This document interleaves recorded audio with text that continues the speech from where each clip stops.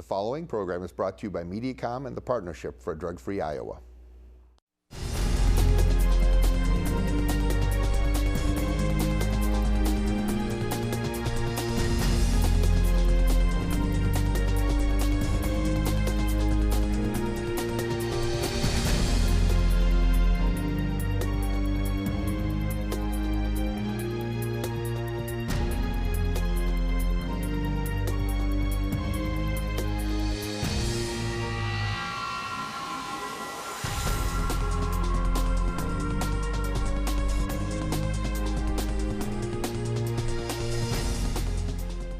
Drugs in Children, Secrets for Parents. Today we're going to explore risky behavior in children and the child's brain. We have with us two experts, child psychologist Dr. Douglas Gentile and neuropsychologist Dr. Stephen Anderson, to share with us some ideas about this most magnificent human brain that we know so little about. Gentlemen, welcome. Thank you. Dr. Anderson, you have the opportunity with the Brain Injury Association of Iowa to work on a lot of issues related to traumatic brain injury.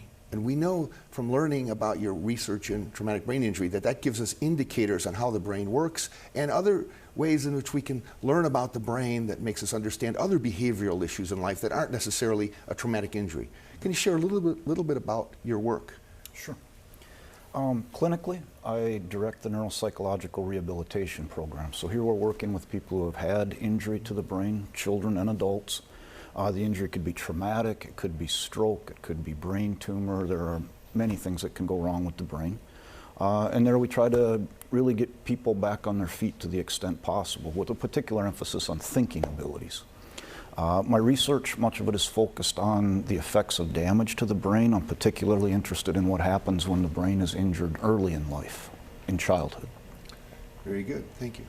Dr. Gentile, as a child psychologist and researcher, you also work on the brain from a slightly different angle. Tell us a little bit about your work, please.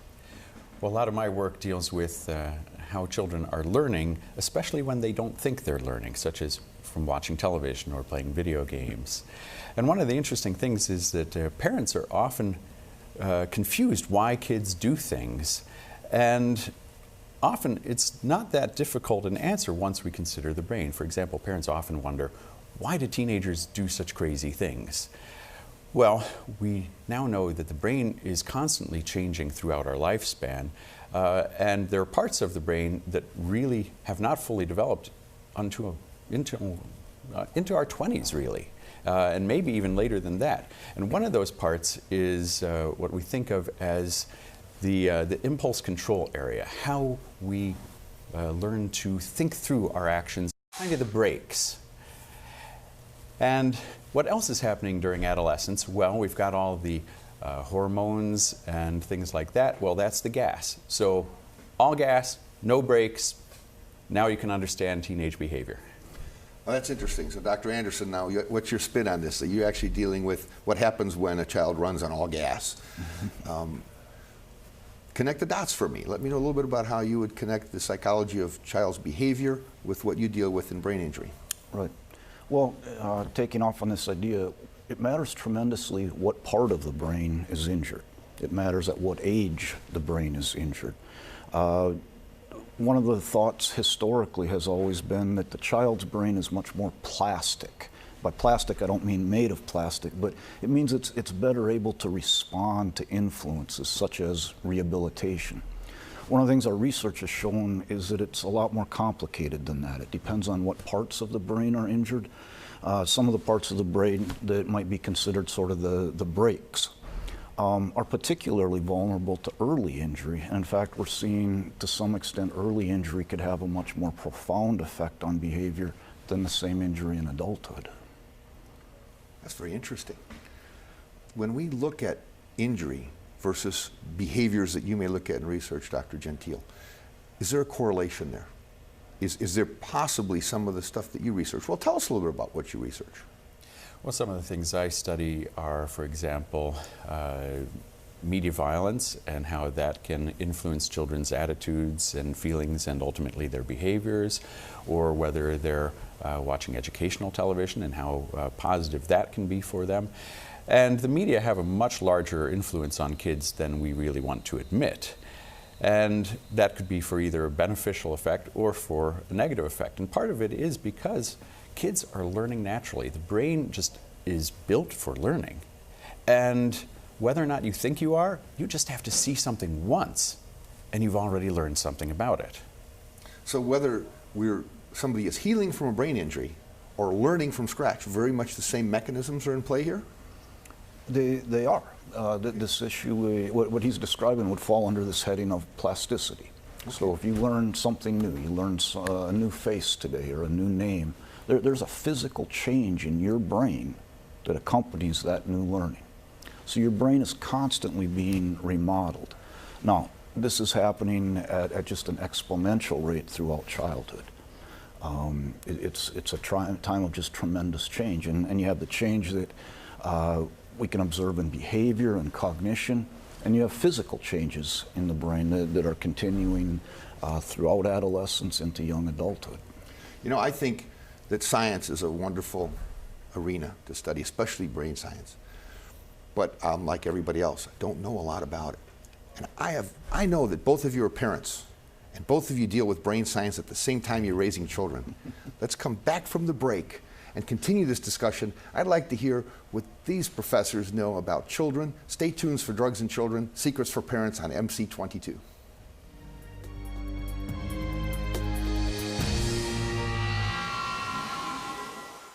Many teenagers don't understand the dangers and effects of marijuana use. Now it's time for Just the Facts, ma'am. An IQ is a score determined from standardized tests to determine intelligence. An IQ of 100 puts the average person in the 50th percentile of intelligence. Regular marijuana use during teenage years can cause a long-term 8-point drop in IQ. A loss of 8 IQ points drops them to the 29th percentile. For more information, go to drugfreeiowa.org. You wouldn't walk through the halls of your school naked, yet without thinking. Many teens sext explicit photos of themselves to friends using cell phones, never thinking it'll go further. But once you hit send, you're exposed. You're out there in cyberspace for everyone to see. Sexting, it's dumb, it's dangerous, and it's against the law.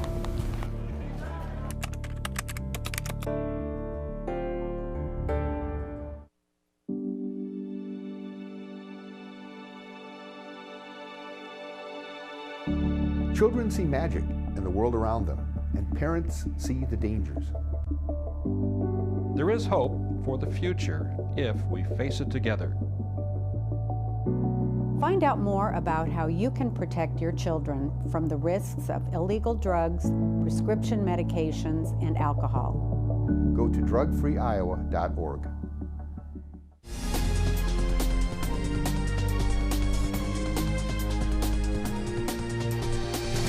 Welcome back to Drugs and Children, Secrets for Parents.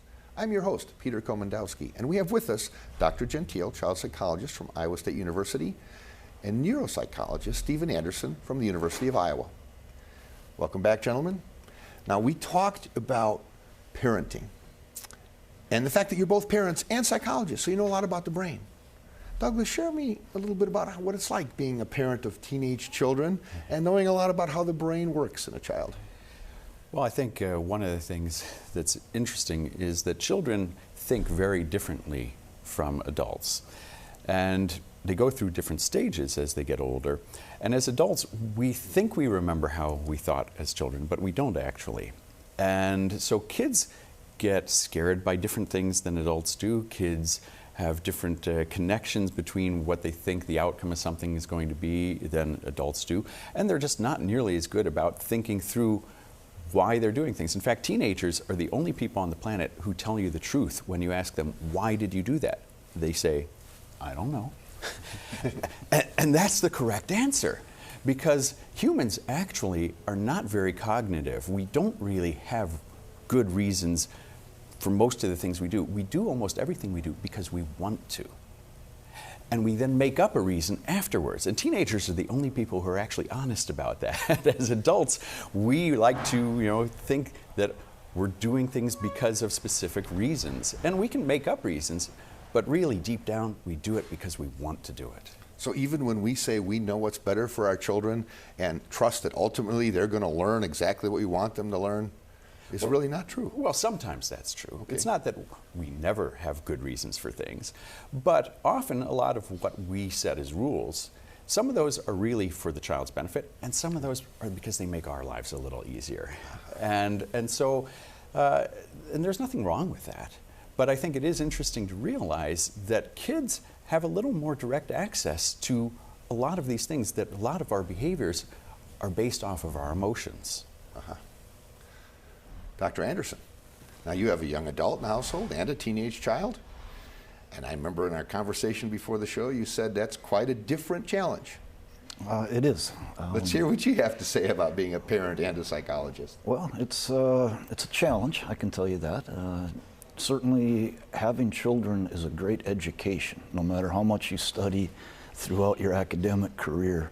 There's nothing quite like raising children and raising teenagers to give you insight. I work with a lot of parents. So I work with the parents of children throughout Iowa who have had brain injuries. I get a lot of tremendous stories. I hear a lot of the challenges that they face. We know that a lot of injuries are a result of substance abuse and accidents and things. Is that something you also find in your work? It's very common. If you look at who has head injuries, young kids are very vulnerable because young kids tip over. They're not steady on their feet. And then there's another peak in adolescence, and a lot of that is alcohol related. Adolescents engage in risky behavior, so it's part of the brain maturation that they do not weigh costs and benefits, particularly long-term costs, very well. They're much more influenced by emotionally salient stimuli, things that are immediately present. Now, can I get it clear? Sure. Emotionally salient stimuli. It sounds really beautiful. Does that mean like they're stimulated by what they want? If there's a strong emotion in the air, whether that is friends that are cheering them on, whether it's a boyfriend or a girlfriend who has wronged them or maybe given them the attention that they want, but those emotions are very, very powerful in adolescence, more so than in adulthood, probably more so than in young childhood. Now, what conversations have you had with your daughter about things like drugs and substance abuse? Yeah, I think the number one topic that we have in our discussions is the impact that putting any substance into the brain has on that brain's development. It's one thing to have a drink as an adult or to engage in some other recreational drug. It's a very different thing to do this in a developing brain. The impact is worlds away. Dr. Gentile, you work a lot with developing brains in your research. It must make it tough to be a teenager in your household. Like, who picks the pop you drink or where you go shopping? Well, I think, as you mentioned, having teenagers teaches you just how little control you actually have. But if we think about the brain, there are three major regions of the brain, and they're somewhat considered more evolutionarily advanced. There's the brain stem, which is kind of the reptilian brain, controls basic body functions, breathing, body temperature, stuff like that. On top of that is the mammalian brain, that's the limbic system. That's the center of emotion. And on top of that, what we humans have in such abundance is cortex. That's where all of our complex thought and problem solving and language skills take place. And it's this older part of the brain that you're mentioning, you know, these emotional parts that are kind of at the center of the brain. And because they are older evolutionarily, we don't have such great conscious awareness of them. We just feel it. And that's such a big part of motivation. In fact, the Latin root between emotion and motivation is the same, meaning to move. And so emotions are a primary motivator of our behaviors. Okay, I'd like to be able to bring this back after a break and talk about exactly what tips you'd give a parent, conscious tips. We've got some interesting things in the next segment. Stay with us.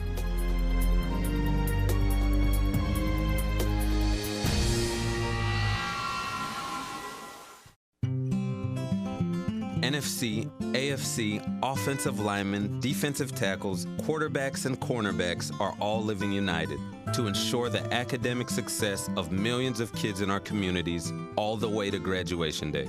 But that won't happen without you. So take the pledge at unitedway.org. Make a difference in the life of a child. Suit up like your favorite NFL players and become a volunteer reader, tutor, or mentor with United Way. When Noah's mom brought him to drug rehab, she never thought he'd end up back here again. The story of addiction is all too familiar, but you can change it. I hope it helped. See you guys next week. Ready for lunch, Noah? Yeah, Mom. If you or someone you know is recovering from addiction, share your story with the partnership at drugfree.org, because your story can change someone else's.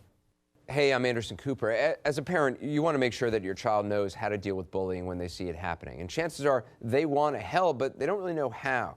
Well, teach them that the best thing to do is calmly walk away, find a teacher or other adult, and speak up. And do your part. Be that adult they can talk to and trust will listen. Join me to help stop bullying. Go to stopbullying.gov to find out more.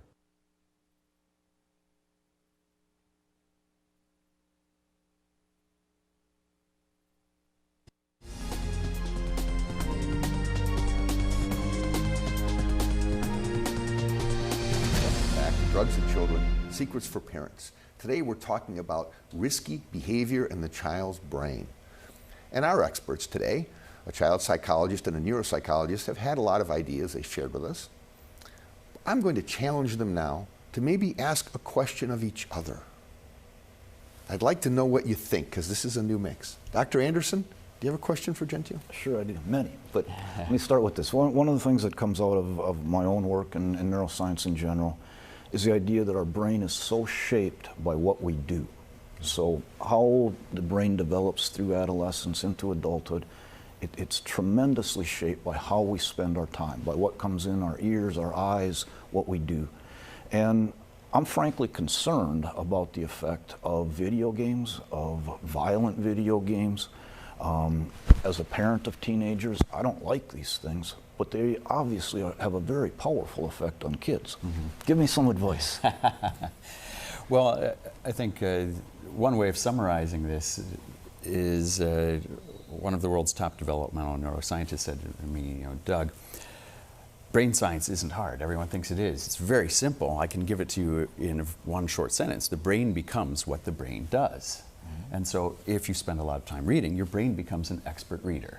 If you spend a lot of time watching television, well, it becomes an expert television watcher.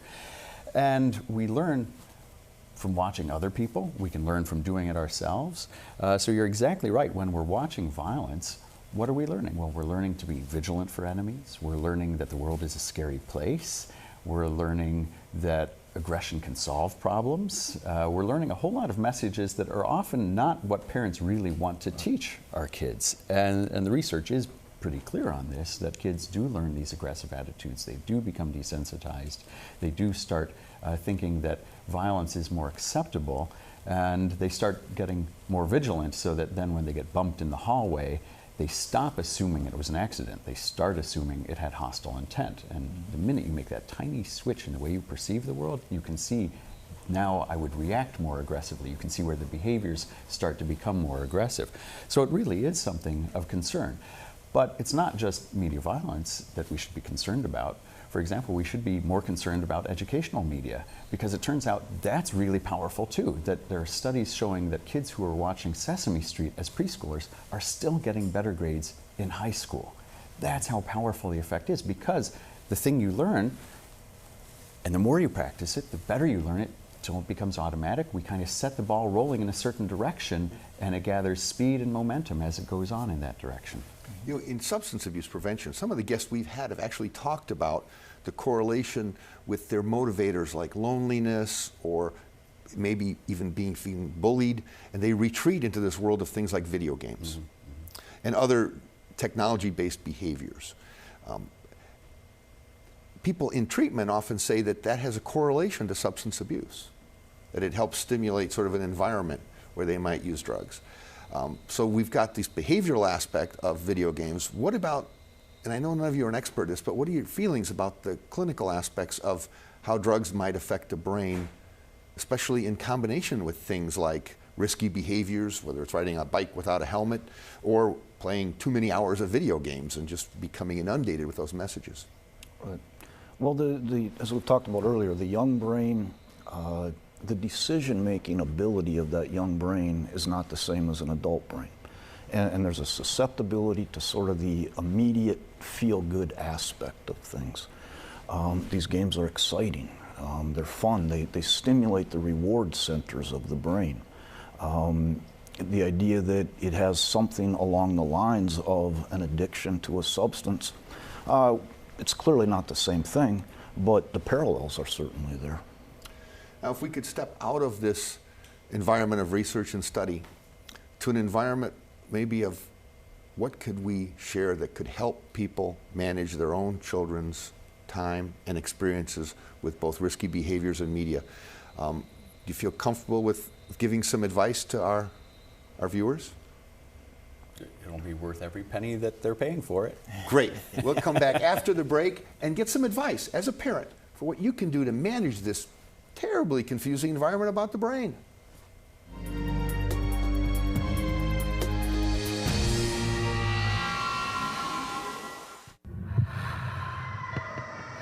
Watching your sister go through withdrawal is the last thing you expect to do. You hope she gets past it, but worry she'll relapse. The story of addiction is all too familiar, but you can change it. That's 2 out of 3.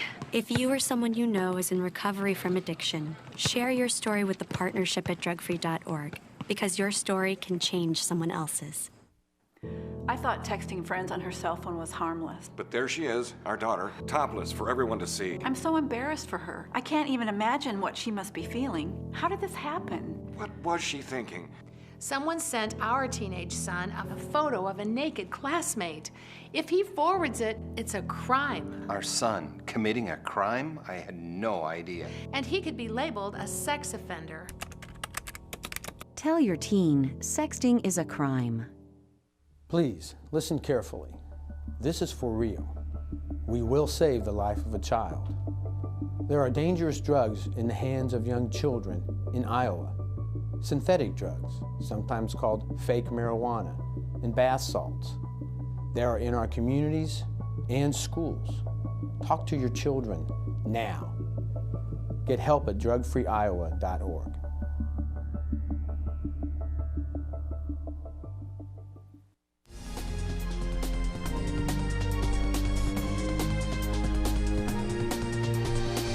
Welcome back to Drugs and Children, Secrets for Parents. As a parent, we're responsible for managing the risks our children enjoy. That behavior is complicated. We've learned today that the brain is not an easy thing to manage. I'd like to ask our guests to talk to parents about how they can better manage the environment and the risks their children face to make their world safer. Maybe the first step is that parents would benefit from having a better understanding of what is adolescence, what happens in the brain during adolescence. There's a natural, probably evolutionary-based progression where the adolescent brain seeks out novelty. There's a susceptibility to new sensation. This is a natural, potentially good part of adolescence, if that can be embraced. It gets kids to go out and explore the world, meet new friends, new social environments. The downside is it can lead them to engage in risky behavior. My number one piece of advice, manage the peer relationships to the extent possible. Teenagers are so susceptible to what their peers are doing. What's the best way in your household to manage that relationship? We talk about friends. I get to meet every one of my kids' friends to the extent possible. Teenagers are not puppets. You cannot control them. They're going to do what they want to do. But getting the kids to understand these things, getting kids to understand the risk of brain injury, whether it's falling off a bicycle, whether it's drinking alcohol, to get them to understand their brain is what's going to carry them through life. They need to take care of it. Very good. Dr. Gentile? Well, the realm in which I do most of my work is, kids and media. But there is a common thread that the best thing the parents can do is to be highly involved and to discuss what they're doing, discuss the decisions, why you allow certain things or don't allow other things.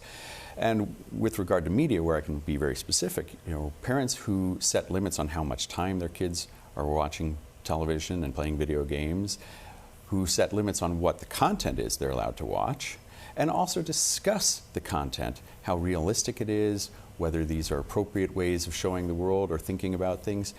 Those kids do better in school, they get into fewer fights, they take fewer risky behaviors. So just some basic, simple things, being involved in setting limits and then discussing it with your kids really has a powerfully protective effect on kids' development. So if I hear you correctly, as complicated as the brain is, by spending more time with your children and caring more about who they're interacting and how they're interacting, you can actually help build a healthier brain. That is pretty neat.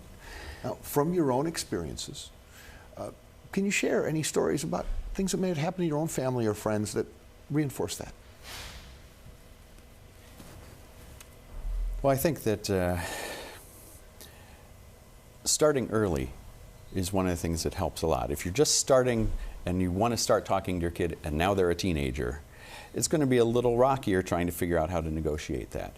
And so when you've set up this pattern of communication, we discuss our friends, we discuss the things you do, we discuss the things you like, we discuss what you watch, we discuss, and I don't just mean the parent labeling it as good or bad, because that actually turns the kids off. Actually, you should be doing this more through questions, asking the kids what they think about it, because they're actually pretty smart, and if you give them time, they'll figure out some things are bad all on their own, and maybe you need to nudge them a bit. But if you start that conversation early, then when they go over to Johnny's house and they see something or they do something that you never in a million years would have allowed them to do, they still come home and tell you about it, and you still have this opportunity to help them rethink it in the way you'd like them to. So from the point of view of the brain, that kind of behavior as a parent can help stimulate a healthier environment for brain development. Absolutely, and another important point that he made is the idea of starting young. Don't start this at age 16. An example, in my household, wearing helmets on a bicycle. We started them at an early age. My kids wouldn't think of getting on a bicycle now without strapping on a helmet. They think that's unsafe. I'd still say, though, if your kid is 16 and you're just thinking about this now, still start. Still put them on, put a helmet on them. But it's tougher. It's like they don't get in a car without a seatbelt. We all do that now. Wearing helmets on a bicycle, very similar things. Gentlemen, I thank you very much. What an interesting journey. The brain, parenting, children and substance abuse, risk-taking. You've given us a great insight into how some of these things may help a parent manage that environment better. Thank you for joining us on Drugs and Children, Secrets for Parents on Mediacom MC22, your local programming leader.